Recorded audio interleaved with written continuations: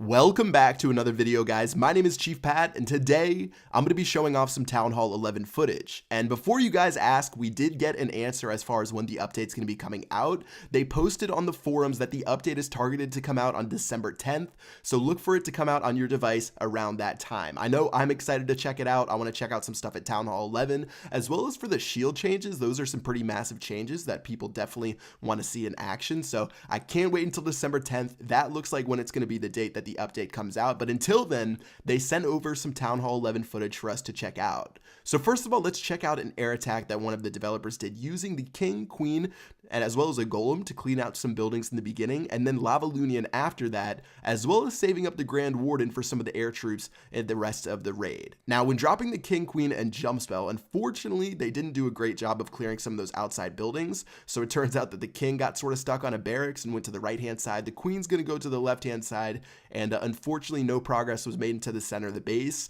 so it looks like they're going to have to rely on the Grand Warden, as well as 4 Lava Hounds, 15 minions, and 16 balloons.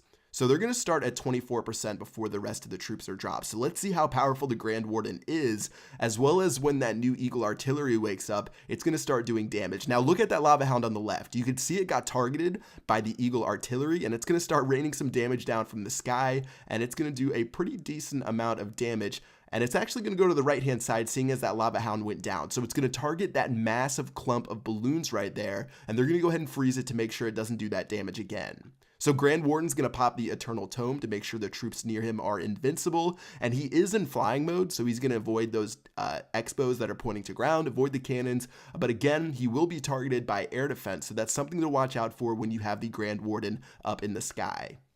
So the raid's at 46% right now. Looks like some minions and lava pups are on the right-hand side, as well as that one Lava Hound. And as soon as that pops, it's going to be able to clean up a couple more buildings, and that's going to go ahead and get the developer a single star for this attack right here. So looks like they got 1 star from that attack. I think the King and Queen probably could have been used a little bit better in the very beginning to try to clear out some more stuff. Maybe added in another Golem, a couple of wizards to try to get to that Eagle Artillery and take it out before the raid even starts. But let's go ahead and go to another raid right here where they're going to be using 5 Golems, 2 P.E.K.K.A, and 10 wizards. Now for this raid, the Grand Warden's going to be set to ground, so keep that in mind as the Eagle Artillery goes to work on those Golems right there, and it's going to start raining down as they attack that Tesla, and it's going to do a massive amount of splash damage to all of those Golems that were right there. So that's why you don't want to group your troops up together too much, or they could get decimated by the Eagle Artillery. Same thing right now as it drops down on those Golems, and it's going to start doing a crazy amount of damage. So because it was targeting those Golems, a freeze spell is going to go ahead and drop on that Eagle Artillery.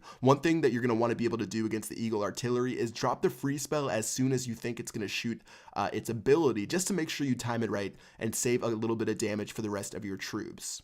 So it looks like the King, Queen, and Grand Warden all made their way to the center of the base, which is really good. The Town Hall probably should go down in a couple of moments, and he's already used the Eternal Tome, which means only the King and Queen's ability remains. Now keep in mind at Town Hall 11, you're now going to have to juggle 3 hero abilities, and unlike the King and Queen, you're not really looking at the Grand Warden's health as much as you would for the King and Queen's abilities. You're looking at the troops around them, you're seeing what's targeting those troops, and that's going to be the best time to deploy the Grand Warden's ability to make everything invulnerable around him. Of course, you want to keep him alive. If he's at like 1 HP, you're going to want to deploy the Eternal Tome, but you definitely want to look out for things like the Eagle Artillery targeting your troops and deploying his ability right when it's about to strike your targets. So that's going to do it for this raid. 53% 2-star. Nice job by the developer right there, able to pull that out against a Town Hall 11. And I can't wait to try this out myself and see what I can do inside a couple of attacks. As soon as the update comes out, I will be getting all the new stuff. I'm probably going to do a little bit of a trophy pushing series just to check out the attacks, make a little bit of push way up there and see how far we can go. So make sure you guys subscribe to check out all of the new stuff as soon as the update comes out. And yeah, that's going to do it for this video. Hope you guys enjoyed. Until tomorrow, I will see you guys later. Peace out.